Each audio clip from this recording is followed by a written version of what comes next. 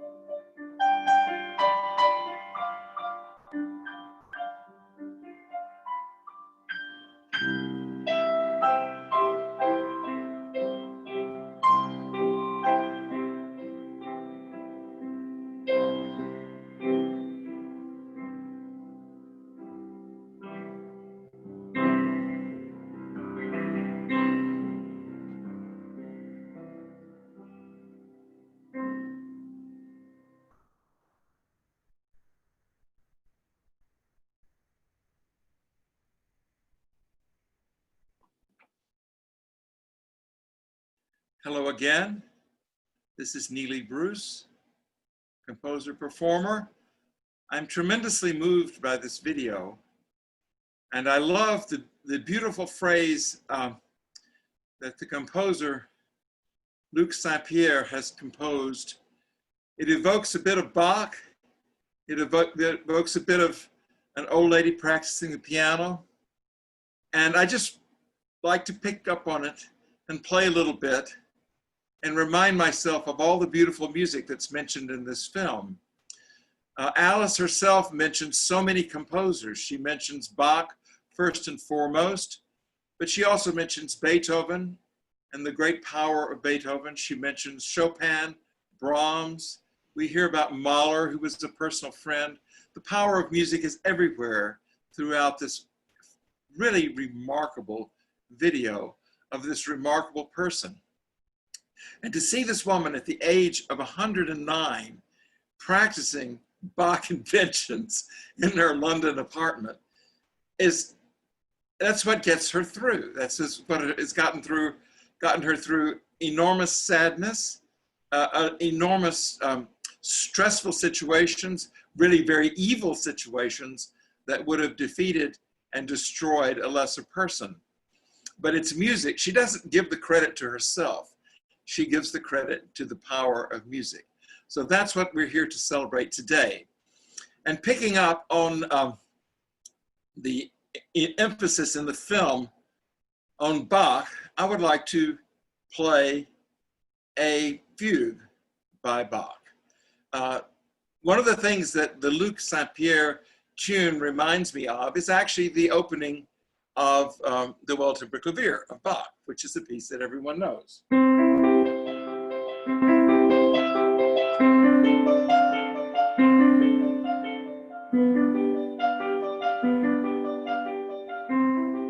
Etc., etc. Well, I'm not going to play that, but I am going to play the fugue that follows it. So here's the first fugue in the Well-Tempered Clavier in C major.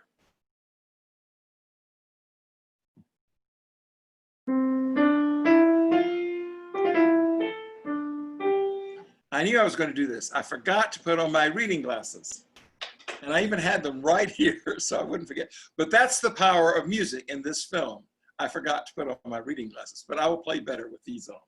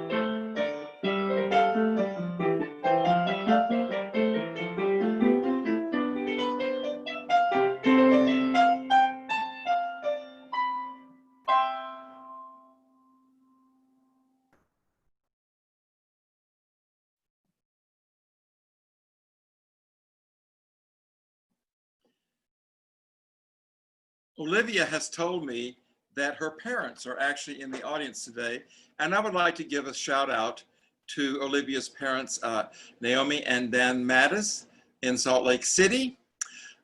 In recent years, I have started to write fugues. I never thought I would, but inspired by the fugues of Bach and others, and my lifelong acquaintance with these wonderful pieces in the Weltern Klavier, I have started writing fugues on people's names. And I would like to say that I have written a double fugue on the name of Olivia's mother and father to honor their marriage and being the mother of my wonderful friend, Olivia. So anyway, you can hear this piece if you like. I have permission to do this little shameless self-promotion thing. I have a SoundCloud account with lots and lots of pieces of mine, and you can hear a double fugue for Noemi and Dan. If you go to SoundCloud and check it out, Neely Bruce Music, a double fugue for Noemi and Dan. Now, how did I get so involved in this project? Well, Olivia herself told me about Sousa Mendes, the remarkable Aristides de Sousa Mendes. For those of you who are not familiar with him, he was a Portuguese diplomat who had risen through the ranks. He was always a very successful person in the diplomatic corps. His brother, he had a twin brother, Cesar, who was also a member of the Portuguese diplomatic corps. He ended up in Bordeaux in 1940 and was the senior Portuguese diplomat in France. He was told by Salazar, who was ostensibly the president, but actually the dictator of Portugal, not to write any visas. In fact, there was a general order known as Circular 14 that forbade the issuing of visas to anyone trying to get into Portugal, specifically Jews, but also lots and lots of other people. In fact, very few people legitimately could get visas to Portugal. In a great crisis of conscience, Aristides decided that he would write a visa to anyone who wanted one. No questions asked. You need a visa to Portugal, I'll get you one. He enlisted his family to help him with this so his hand wouldn't fall off. He discovered that several of his children could forge his signature, which was very useful information in this situation. And he was aided and abetted by a friend of his, a Polish rabbi named Chaim Kruger, who had come to Belgium some years before and then ended up in Bordeaux fleeing the Nazis. He was with his entire family and he and Aristides became very good friends. And Aristides said, I'll get you a visa, I'll get you out. And Rabbi Kruger said, no, I will not go unless everyone can go. And he did. He gave everybody who asked for a visa. Salazar was furious. In consequence, his life was ruined, but that's another story for another time. Right now, we're celebrating the visas and the people that were saved by these visas by Aristides. I would like to introduce now, you've already met him, but we'll say hello again to Stefan Kirschgraber, also known as Rabbi Kruger. Now, Stefan and I have been friends for many years. We met each other through the late, great Connecticut Opera. He sang all kinds of things there. He has been my pal in this whole adventure from the beginning. He has been Rabbi Kruger since I first wrote the aria you're about to hear him sing. You already know what great good that Rabbi Kruger did for Aristides and helping get all those people out. After Aristides' death, Kruger was instrumental in having him declared righteous among the nations. And again, that's another story for another time, but a very, very, very important part of the puzzle. But now I introduce to you Stefan Kirschgraber, AKA Rabbi Kruger, who is going to sing for you Rabbi Kruger's aria.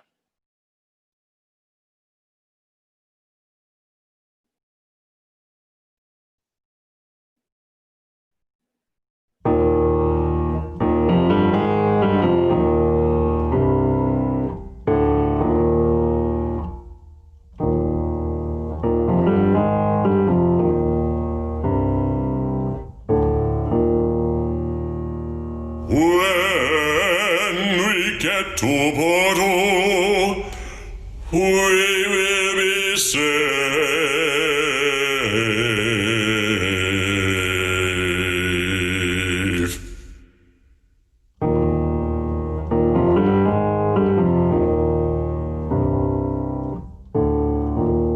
At least for a little while.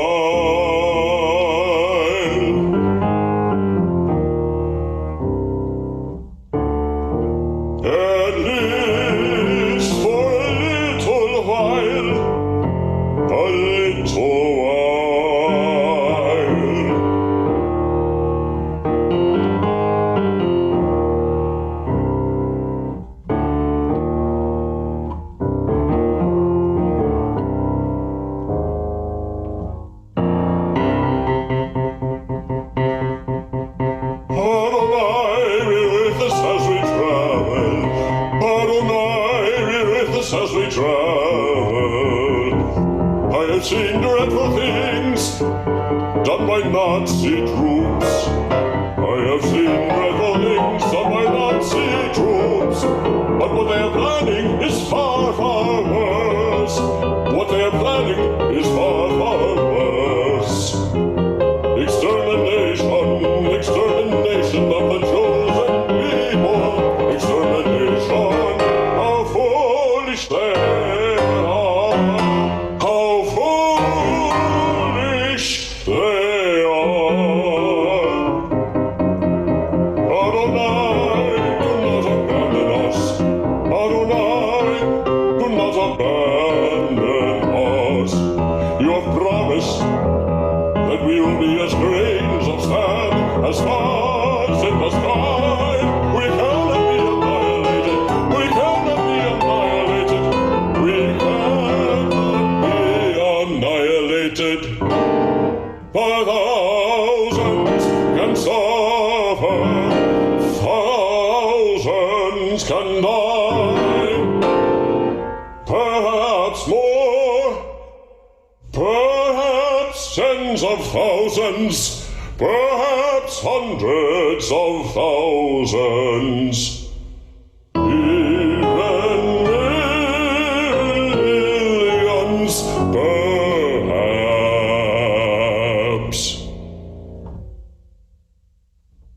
even millions, perhaps.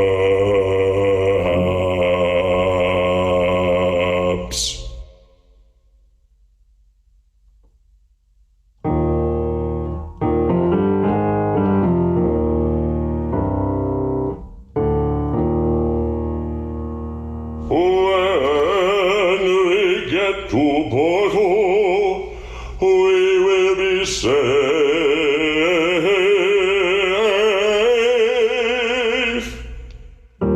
At least for a little while, a little while.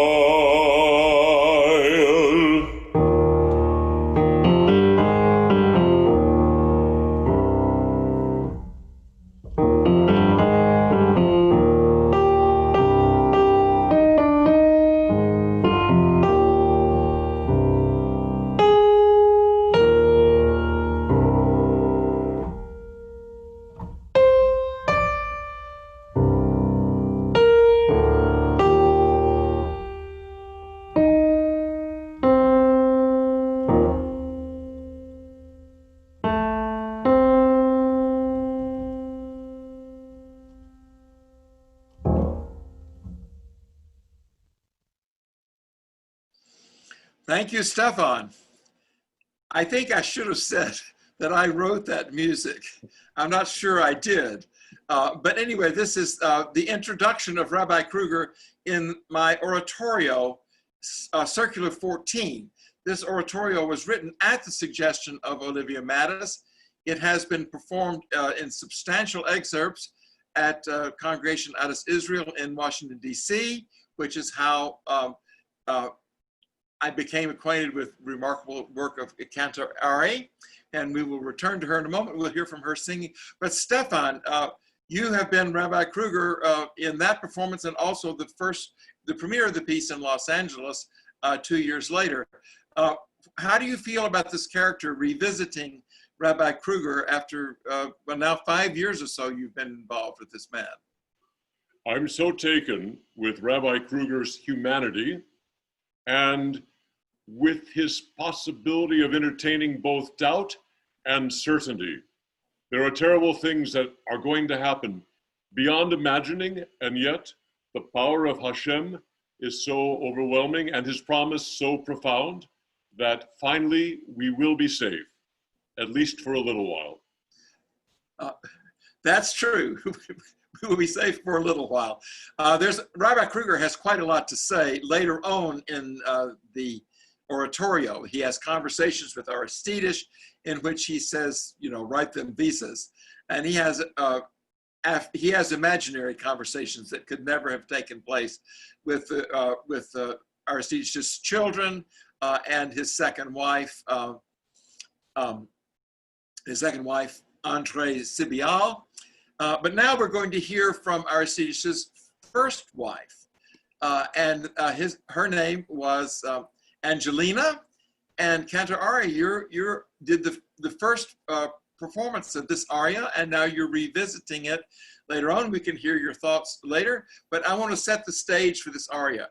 All this craziness with writing all these visas and literally 100,000 refugees encamped 3 blocks from the Portuguese consulate in Bordeaux was obviously a hazardous situation for the household. The family, Aristides' family lived on the floor above the consulate, and he had a large family, 14 children. Many of the children were adults by the time this happened. They were free to do whatever they liked, but Aristides felt that the children who were younger needed to go back home. They were from a village in northern Portugal called Cabanas de Viriato, which is referred to in the aria. But now you're going to hear Cantor Ari as Angelina, the mother bear, who is herding the children on this crazy contraption of a bus that was built to hold a family of 16 people, and of course a chauffeur as well. And she's going to tell you all about how things are progressing with writing the visas and how things are going with getting the children on the bus to go back home. So, introducing Angelina.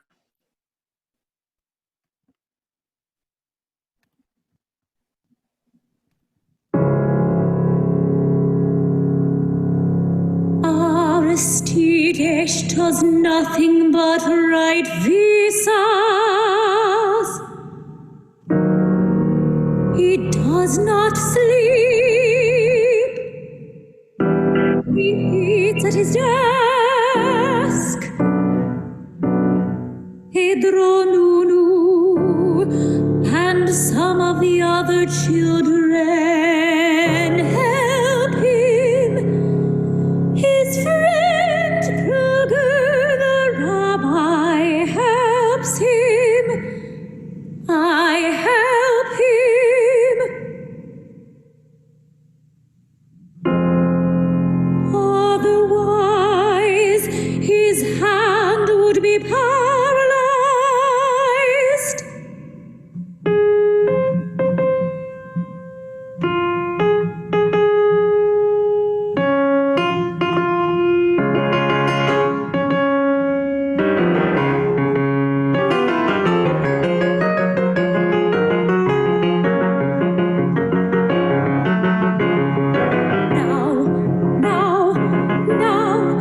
Ordered me to go home and to Cabanas de Viriato. I cannot bear to leave him. I cannot bear to leave him. But the safety of the family concerns me very much. But the safety of the family concerns me very much. Oh, Nazis, get closer every day. How long before they get to Bordeaux?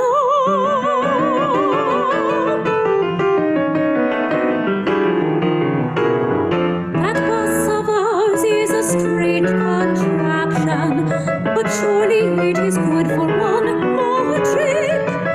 But surely it is good for one more trip. One more trip back home. Pedro Nuno is a clever boy. He designed it well. Pedro Nuno is a clever boy. He designed it well. Built to order by Ford Motors of Belgium.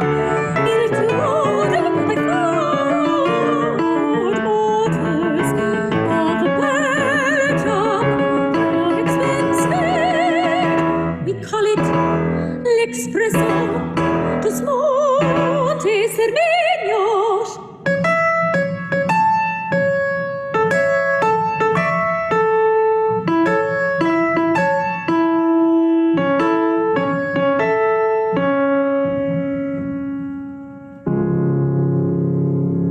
The adult children will do as they choose.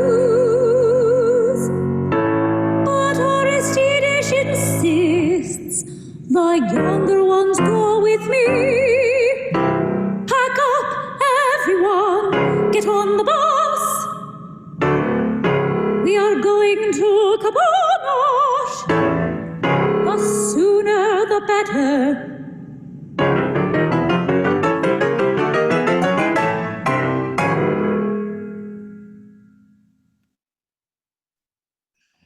Yes, ma'am. We will get on the bus right now. That was terrific. Thank you, Ari. Would you like to share some of your thoughts about this piece? You were instrumental in getting the whole thing off the ground. You know, you found out about it quite early on, and we did the two arias that you've heard today, and some of the choruses, and Aristides' arias also. Benjamin Sloman sang those. It was quite a wonderful thing to do those at Adas Israel. But what do you remember about that? What would you like to say about this piece, about your character? Anything. The floor is yours. Sure. Thank you, Neely, and thank you for the gorgeous and intense and meaningful music that you've written to bring the heroism of Aristides de Sousa Mendes to life.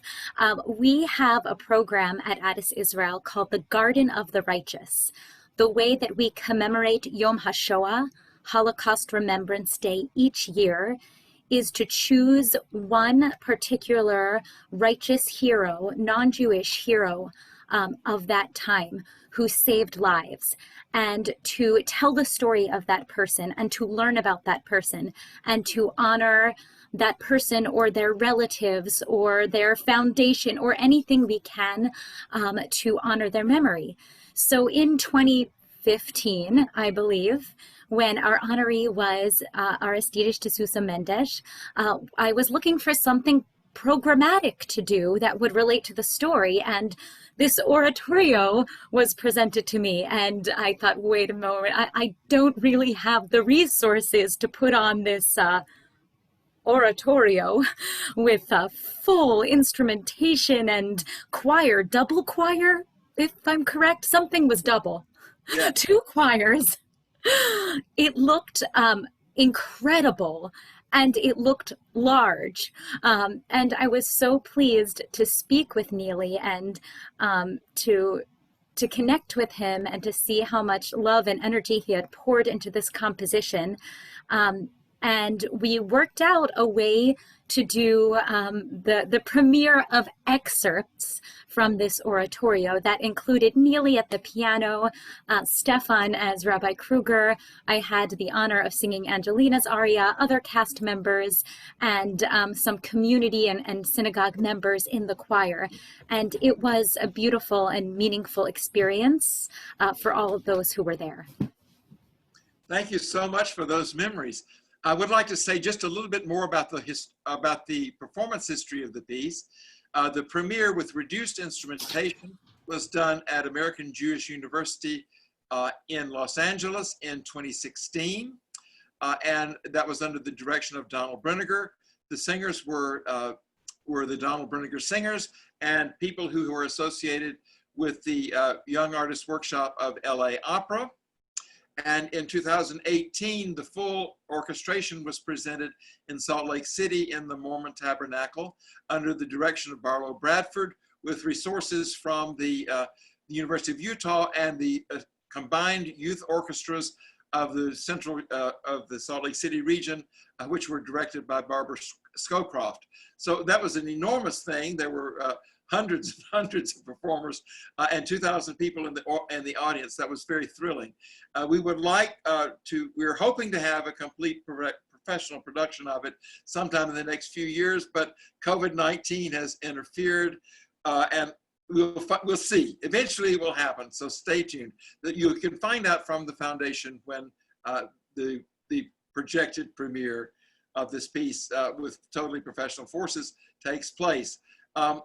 I would like to return now to the subject of Alice Sommer, this remarkable woman who has been such an inspiration in this. There's so many things to ponder in this film. One of the things, I'm a composer myself, and with all due humility, I would like to point out that most of the musicians that she attributes all this power to are composers. But look at the list. I actually, there are more people in here than this, but I mean, she mentions Bach, Mahler, Mozart, Schubert. I love it. I don't know how many of you noticed when her future husband is introduced, the music is by Schubert, but it's the Schubert Death and the Maiden Quartet, which is an extraordinary choice I mean, it's extremely powerful, energizing, dramatic thing, but of course it also has a sinister connotation, like so many things that happen in this video as it unfolds. But anyway, that's by the by. Of course, Beethoven, she's always extolling the power of Beethoven, his intensity and so on. Schumann is mentioned many times. Again, in what is absolutely not to be, Anita says, you know, the macabre touch that Mengele, of all people, is a fan of the Traumerei of Schumann and asks her to play that on the cello. It's just, it's unbelievable, these things. But anyway, music is, the power of music is everywhere. And it's so, I mean, Alice herself is always talking, or she talks very much earlier on in the film, about the divine nature of music. And there is something really divine and intensely powerful about this music, about all music. Well, anyway, words fail me, and you all know this anyway. Other composers who are mentioned are, of course, Chopin, and she refers to the indescribable beauty of Brahms. I would like to say something about Chopin. We hear this woman who of course played all of the Chopin etudes in her youth, and obviously the body is not cooperating with her anymore. But it's such a touching, powerful, moving image to see this woman playing not the Opus 10 number 1 etude and the Opus 10 number 2 etude, which she discusses, which are so ferociously difficult, but she methodically and painstakingly practices the C-sharp minor waltz at the age of 109. I mean, you know, it just shows you, if you can't play the etudes anymore, you can play the C-sharp minor waltz, and you can make it as good as possible. And it's just amazing. Anyway, I think I'm going to bring us full circle, if I may, by playing a piece of music again by Bach. I'm quite drawn to Bach, not only as the mature composer of the Well-Timbered Clavier and so many great choral masterpieces and the Brandenburg Concerti and so on. I'm very taken with Bach's younger works, and there's one piece in particular that you may not have heard of and may never have heard if you have heard of it, which is the aria with variations in the Italian manner. Everyone knows about the Goldberg variations. So this is the other big piece, a keyboard of variations for keyboard by Johann Sebastian Bach. It's a remarkable piece. People don't always think it sounds like Bach. Actually, it sounds like a very talented 17th century composer who's sort of looking for something different to do, which is exactly what it is. It's a piece by Bach as a teenager. People debate exactly how old he was when he wrote this piece, but he wasn't very old. And he could have been as old as young as in his mid-teens. More likely he was 19 or 20. That's my opinion anyway, but it's a wonderful piece, and it's a very nice way to get back to Bach, and I hope you enjoy it.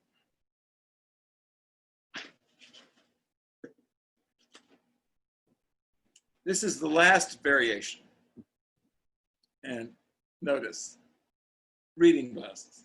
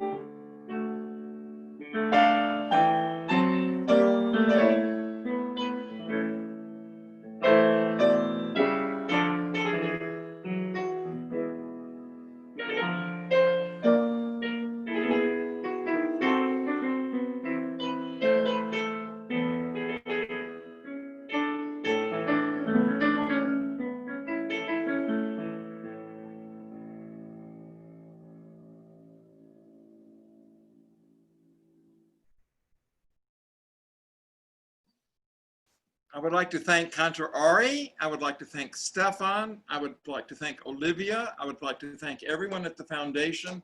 And mostly I would like to thank Alice Sommer, whose unique view on music and a unique view on life got her through so much and can help us get through so much. And I would like to return the floor now to Olivia, who has final words and will tell you about what's coming up in this series. Thank you all for listening, and thank you for your appreciation of this remarkable story, both of Alice and of Aristides, but especially of Alice and the power of music. Thank you, Neely, for giving us a chance to get out of our imprisonment, as we are now, our social distancing, and take us to a beautiful place. So before I tell you about upcoming events, I want to make sure to mention that today's program was co-sponsored by the Holocaust Teachers Institute at the University of Miami, directed by Miriam Klein-Kasanoff. And I'm very grateful to Miriam for co-sponsoring today's event. Let me tell you about some of the upcoming events. Obviously, you're here because you love music, so I really urge you to sign up for next week's program, which is all about the film called Orchestra of Exiles. That's the remarkable story of the founding of what became the Israel Philharmonic Orchestra. It was an act of rescue when Hitler's laws came into being in the early 30s. Jewish musicians were fired from all the orchestras of Europe, all the big and small orchestras of Europe. And so this violinist, this child prodigy violinist, Bronislaw Huberman, who was a very, very famous musician of his day, had the really remarkable idea to rescue these musicians, rescue their lives, rescue their families, and rescue culture. So he had the idea that here was what was hoped to be a state. He was a Zionist, so he was dreaming of a state of Israel, and it was going to need an orchestra.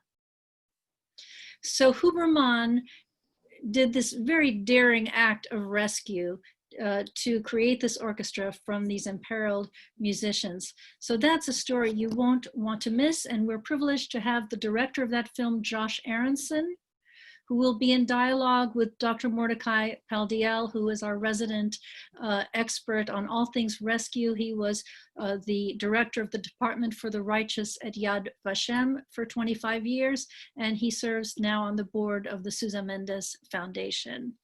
So that is next week. It's a free program, and I urge everyone to sign up. The week following is a different kind of a story. That's a story of a single family that was saved by Hayes. So it was a German Jewish boy and his two siblings, but it focuses mainly on him. And he found refuge during the Holocaust in Sweden, thanks to Hayes. So we're going to have the CEO of Hayes, Mark Hetfield, who will be in dialogue with Tyler Gilden, who is the director of that film. And Tyler is the grandson of the hero of the film. So it's a film he made about his grandfather. It was making the circuit of the different Jewish film festivals. And well, it's a recent film from 2019, but now obviously with COVID, the festivals are not functioning. So we're going to show it in 2 weeks' time, which is June 12th. The following week, June 19th, is the birthday of Sousa Mendes, of Aristides de Sousa Mendes. Like Alice, Aristides was also a twin, but it's very peculiar because Aristides and his twin brother Cesar were born on opposite sides of midnight. So they actually had different birthdays, which I think is highly unusual. And just like Alice, in the story of Sousa Mendes, there's the more gregarious, optimistic twin. In that case, it was Aristides and Alice. And there's the more pensive, not so optimistic twin. In the case of Susan Mendes, his brother Cesar. In the case of Alice, her sister. And so Alice explains that her sister wasn't really able to look on the bright side. She ended up not living such a long life. Alice lived to be 110, and one wonders the role of attitude in her longevity. So coming back to Susan Mendes, so his brother's birthday is on the 18th, but Aristides is on the 19th. So on that day, we're having a really fun program to celebrate the birthday of Aristides. We're going to honor 4 diplomat rescuers.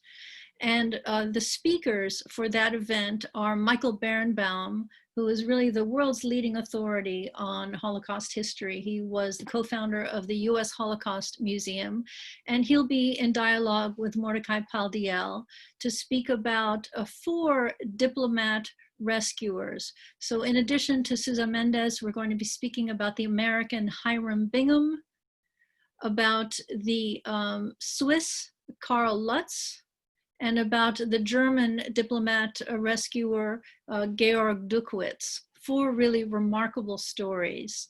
And we're going to be soliciting testimonials. So if anybody wants to pay tribute to Susan Mendes or any of the other heroes, we will share those tributes on this birthday program. So that's not a free program, it's a ticketed program like today, but the price is a little different. We're suggesting $18, but it's pay what you will, just like today. If you want to pay less, if you want to pay more, that's fine with us. So it just leaves me to thank our remarkable musicians today, Cantor Arianne Brown, bass Stefan Kirschgraber, and composer pianist Neely Bruce, whom I've known for many years and worked closely with, and I hope very much that we'll be able to present his oratorio somewhere, hopefully in Jerusalem at the inauguration of the new Susan Mendes Square that has just been established, which is very exciting news. So it was put in the ground without any ceremony because ceremonies right now are not possible. But someday it will be possible to have a ceremony. And then wouldn't it be nice to play Neely's beautiful piece, Circular 14, The Apotheosis of Aristides. So I would like to thank all of you for sharing some of your Sunday with us and hope to see you all next week. Have a wonderful rest of your day. Bye-bye, everybody.